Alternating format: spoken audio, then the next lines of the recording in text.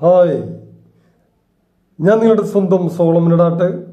Wish you a happy Christmas and happy new year. എന്നൊന്നും പറയാറായിട്ടില്ല എന്നറിയാം, എങ്കിലും അഡ്വാൻസ്ഡ് ആയിട്ട് അത് ഞാൻ പറഞ്ഞതാണ്. എന്തായാലും ക്രിസ്മസ് അപ്പൂപ്പൻ്റെ തൊപ്പിയൊക്കെ കിട്ടിയ സ്ഥിതിക്ക് പറയാമെന്ന് വിചാരിച്ചു. പിന്നെ കോമഡി ഷോ പ്രോഗ്രാമിൽ ഞാനൊരു എൻ്റെ മുൻകാലത്തിലുണ്ടായിട്ടുള്ള ഒരു വിഷയം, അല്ലെങ്കിൽ ഈ അടുത്ത കാലത്ത് എനിക്കൊരു പ്രൈസ് കിട്ടി. നിങ്ങൾ ചിലപ്പോൾ അത് ഞാൻ മാക്സിമം ഇൻസ്റ്റാഗ്രാമിലും അതുപോലെ തന്നെ ഇപ്പോൾ നിലവിലുള്ള ഒരുവിധം പെട്ട എല്ലാ ഇതിലും നമ്മളത് കൊടുത്തിട്ടുണ്ടായിരുന്നു. എൻ്റെ അപ്പൻ്റെ നാട്ടിൽ വെച്ചിട്ട് കിട്ടിയിട്ടുള്ള ഒരു പ്രൈസായിരുന്നു. ഒരു അവാർഡ് എന്നൊക്കെ പറഞ്ഞിട്ട് കണ്ടോ, ഇതാണ് അവാർഡ് കിട്ടിയത്. ഇതാണ് ഞാനിപ്പോൾ പൊളിച്ചു നോക്കിയത്. ഈ അടുത്തൊരു ദിവസം പൊളിച്ചു നോക്കി. അപ്പോൾ അവാർഡ് കിട്ടിയത് ഇതായിരുന്നു. വളരെ മനോഹരമായിട്ടുള്ള ഒരു ബോക്സിൽ പൊതിഞ്ഞിട്ട് ഇങ്ങനത്തെ ഒരു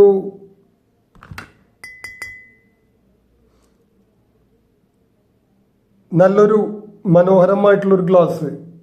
കോഫി കുടിക്കാം, കാപ്പി കുടിക്കാം, ചായ കുടിക്കാം, ചാപ്പി കുടിക്കാം എന്നൊക്കെ പറയണ പോലെ. അപ്പോൾ എന്ത് വേണമെങ്കിൽ നമുക്കതിൽ കഴിക്കാം. പറഞ്ഞു വന്ന കാര്യം ഇത്രയൊക്കെ ഉള്ളൂ. കാരണം ഇത് വളരെ ചെറിയ ഒരു പ്രൈസ് അല്ല. ഇത് എന്നെ സംബന്ധിച്ചിടത്തോളം വലിയ ഒരു പ്രൈസാണ്. ഞാൻ പറഞ്ഞ പോലെ 25 വർഷം മുൻപ് ചെയ്തിരുന്ന ഒരു പ്രോഗ്രാം വീണ്ടും റീക്രിയേറ്റ് ചെയ്തിട്ട് വന്നിട്ടൊരു സ്റ്റേജിൽ പെർഫോം ചെയ്യാൻ എനിക്ക് സാധിച്ചു എന്നുണ്ടെങ്കിൽ ഞാൻ ആദ്യമായിട്ട് ദൈവത്തിന് നന്ദി പറയുന്നു. അതുപോലെ തന്നെ എൻ്റെ ഫാദറിൻ്റെ മണ്ണുമ്മൽ തറവാട്ടുകാരോട് നന്ദി പറയണു. അവരൊക്കെയാണ് നമുക്ക് സബ്സ്ക്രൈബ് ചെയ്യാനൊക്കെ സഹായിച്ചിട്ടുള്ളതും. ആദ്യത്തെ നമ്മുടെ ഒരു ഇൻസ്പിറേഷൻ എന്നൊക്കെ പറഞ്ഞാൽ നമുക്കൊരു മോട്ടിവേഷൻ, എന്തെന്നു പറയാം, ഒരു ഊർജം പകർന്നു തന്നു എന്നൊക്കെ പറയണ പോലെ. അപ്പോൾ ഈ ഒരു അവാർഡ് വലിയൊരു പങ്ക് വഹിക്കുന്നുണ്ട് എൻ്റെ തുടർന്നുള്ള ജീവിതത്തിൽ. കാരണം നമുക്ക് ഒരു പെൻസിൽ കിട്ടുക, അല്ലെങ്കിൽ ഒരു എന്തെങ്കിലും ഒരു സാധനം, അതായത് ചിലപ്പോൾ ഇതുപോലത്തെ ഇതൊരു പേനയാണ്. അതൊരു 10 രൂപയുടെ പേനയായാലും അതൊരു ചെറിയ എന്തെങ്കിലും, പണ്ട് പറയുമ്പോൾ സ്ലേറ്റ് പെൻസിൽ എന്നൊക്കെ പറയും, അന്ന് അതൊക്കെയാണ് കൊടുക്കുക. ചോക്കിൻ്റെ കഷ്ണം, അതേതായാലും നമുക്കത് എന്താണ് എന്നുള്ളതിലല്ല അതിൻ്റെ പ്രത്യേകത. നമുക്കത് ലഭിച്ചു, അത് കിട്ടി എന്നുള്ളതാണ്. അല്ലാണ്ട് വലിയ ഒരു, ഞാനിപ്പോൾ കഴിഞ്ഞ ഇതിൽ വായിച്ച പോലെ നമുക്ക് വലിയൊരു ട്രോഫി കിട്ടി, ഫസ്റ്റ് കിട്ടി. ഷോർട്ട് പുട്ട് എറിയുന്ന ഒരാൾക്ക് ഫസ്റ്റ് കിട്ടി, അതിന് വലിയൊരു കപ്പാണ് കൊടുത്തത്. ആ കപ്പ് പിടിക്കാൻ ആൾക്ക് പറ്റാണ്ട് കൈ ഉളുക്കിയെന്നാ പറഞ്ഞ്, ഇവിടുത്തെ കയ്യ് ഉളുക്കി. പിന്നീട് ആൾക്ക് ഷോർട്ട് പുട്ട് എറിയാൻ പറ്റിയില്ല എന്നൊക്കെ പറഞ്ഞിട്ടുള്ള ഒരു വാർത്ത കണ്ടു. അപ്പോൾ നമ്മൾ വലിയൊരു കപ്പ് കിട്ടിയ, മോഹൻലാൽ പറഞ്ഞ പോലെ എനിക്ക് ഗപ്പൊന്നും കിട്ടിയില്ല എന്നൊക്കെ പറയുന്ന പോലെ വലിയൊരു കപ്പ് കിട്ടി, അത് പിടിച്ചിട്ട് പിന്നെ കയ്യിന് വയ്യാണ്ടാവുക എന്നുള്ളതല്ല. ചെറുത് കിട്ടുകയാണെങ്കിലും അതിൽ നമ്മൾ സന്തോഷം കണ്ടെത്താൻ പറ്റിയെന്നുണ്ടെങ്കിൽ ആ വലിയൊരു കാര്യമാണ്. അല്ലാണ്ട് മറ്റാൾക്ക് സ്വർണ്ണ കപ്പ് കിട്ടി, എനിക്ക് ഈ കപ്പേ കിട്ടിയുള്ളൂ. അപ്പോൾ അത് പറഞ്ഞു വന്നത് ഈ കലോത്സവത്തെ കുറിച്ചും ഒരു 2 വാക്ക് പറയുന്നുണ്ട്. ഇതൊന്നും എന്നെ സംബന്ധിക്കുന്ന വിഷയമല്ല എങ്കിൽ തന്നെയും, കാരണം ഞാൻ ഈ കലോത്സവ വേദികളിൽ പോയപ്പോൾ പലപ്പോഴും വളരെ വാശിയേറിയിട്ടുള്ള മത്സരങ്ങൾ നടന്നത്. കാരണം ഭയങ്കര ടൈറ്റ് കോമ്പറ്റീഷനായിരുന്നു. ഞാനിപ്പോൾ ഇപ്പോഴത്തെ പിള്ളേരൊക്കെ നമ്മൾ അപ്രിഷ്യേറ്റ് ചെയ്യാണ്. കാരണം വെച്ചാൽ അവരൊക്കെ അത്രയ്ക്കും ഭയങ്കര സ്പിരിറ്റോട് കൂടിയിട്ടാണ് അതിനെ കണ്ടത്.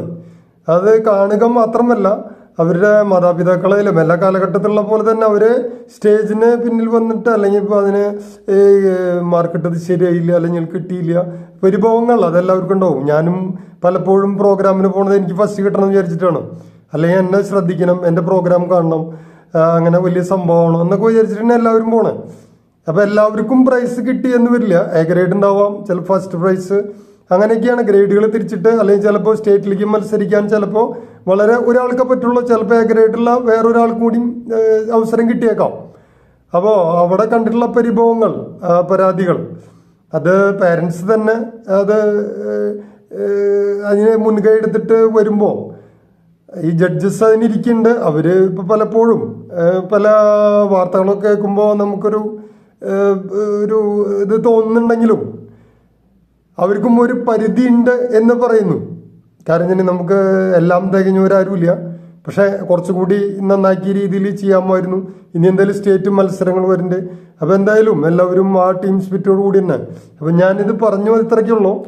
അപ്പം നമുക്ക് ഗ്രേഡ് കിട്ടിക്കഴിഞ്ഞാലും വലിയ സംഭവമാണ്. അല്ലെ ഇപ്പം നമുക്ക് സ്വർണ്ണ കപ്പ് കിട്ടിയില്ല. ഇതൊരു ഉണ്ടല്ലേ തട്ടുമ്പോൾ ഒരു ശബ്ദം കേൾക്കണില്ലേ? ഇത് അതുപോലത്തെ അല്ല, ഇതിന് വസ്തി അങ്ങനെ എന്തോ ഒരു പേരുകളൊക്കെ പറയാം. നമ്മളിതിങ്ങനെ എടുത്തു വയ്ക്കും. എൻ്റെ കുട്ടിക്കാലത്തൊക്കെ ഇതിങ്ങനെ എടുത്തു വയ്ക്കില്ല പതിവ്. കാരണം വെച്ചാൽ എടുത്തു വെച്ചിട്ട് ആർക്കും നമ്മളും ചായ കുടിക്കില്ല, ആർക്കും ചായ ഇതിൽ കൊടുക്കൂല. ലാസ്റ്റ് ഇതിൽ പൊട്ടി ഇങ്ങനെ എന്താ പറയുക, ഇതിലാകെ മാറാമ്പലൊക്കെ പിടിച്ച് മാറാമ്പല എന്നല്ല പറയും. ഞാനിങ്ങനെ പൊതുവെ പറഞ്ഞ ആ വാക്കുകൾ തന്നെ പറയുള്ളൂ. കൂടുതൽ നമ്മൾ ക്ലിയർ ചെയ്യാൻ നിൽക്കുന്തോറും അത് വളരെ മോശമായിട്ട് വരിക. അപ്പോൾ അതുകൊണ്ട് അത് വളരെ ചിലപ്പോൾ നമ്മൾ എട്ടുകാലിയൊക്കെ കൂട്ടിയിട്ടൊക്കെയാണ് പിന്നെ അത് കിട്ടുക. അപ്പം ഞാനിപ്പോൾ ഇതിൽ ചായ വെച്ച് കുടിച്ചു. അത് വെച്ചിട്ടുണ്ടെങ്കിൽ വലിയൊരു സന്തോഷമുണ്ട്. ചായ കുടിക്കണം. ഇനി ചിലപ്പോൾ ഇത് ഈ പളങ്ക് പാത്രം പോലെ ചിലപ്പോൾ വീഴാം, പൊട്ടാം എന്നൊക്കെ ഉണ്ടെങ്കിലും സ്വർണ്ണ കപ്പല്ല എങ്കിലും ഈ കപ്പിനൊരു പ്രാധാന്യമുണ്ട്, ഒരു വെയിറ്റ് ഉണ്ട്.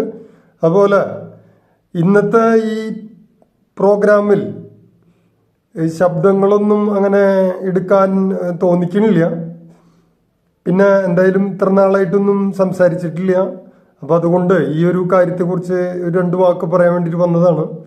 ഒരു ഗാനം ആലപിക്കുന്നുണ്ട്. എന്തായാലും 2 ദിവസമെങ്കിലും ഈ ഷോ നമ്മൾ ചെയ്യുന്നുണ്ട്.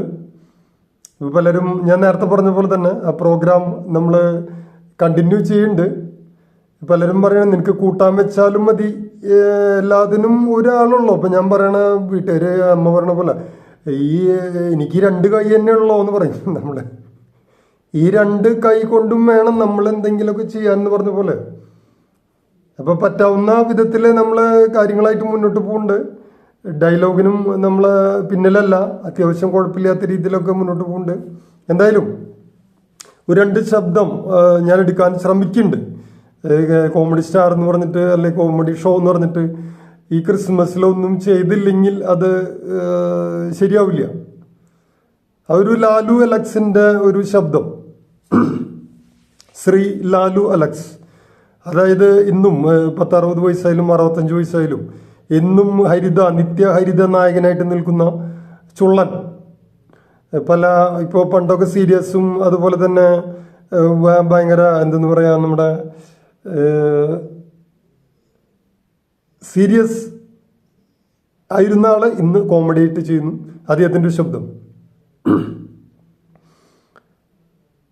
പേഴ്സണലായിട്ട് ഞാനൊരു കാര്യം പറയാം. എന്തിനാണ് നീ ഇങ്ങനെ ആവശ്യമില്ലാത്തതിനൊക്കെ നിൽക്കുന്നേ? നിനക്ക് വേറെ വലിയ പ്ലാറ്റ്ഫോമിലൊക്കെ പോയിക്കൂടെ? ഇത് വീടിൻ്റെ റൂമിലിരുന്നിട്ട് എന്തെങ്കിലുമൊക്കെ പറഞ്ഞിട്ട് എന്താ കാര്യം? പോട്ടെ, അത് ചെന്തങ്ങിൻ്റെ കുലകളാണെങ്കിൽ കിടന്നാടും, അല്ലാണ്ട് ടീൻഡുടിയാണെങ്കിൽ ആടില്ല കേട്ടോ. പോട്ടെ, പിന്നെ കാണാം. പിന്നീട് ശ്രീ ജനാർദ്ദൻ്റെ ശബ്ദം എടുക്കാൻ ശ്രമിക്കുകയാണ്. അതും അദ്ദേഹവും ഈ ലാലു അലക്സൊക്കെ ഒരേപോലെ തന്നെ പഴയ സിനിമകളിൽ വില്ലൻ വേഷങ്ങൾ ചെയ്തിരുന്ന വ്യക്തികളായിരുന്നു. ജനാർദ്ദനൊക്കെ പഴയ പടങ്ങളൊക്കെ കണ്ടു കഴിഞ്ഞാൽ തനി പക്ക.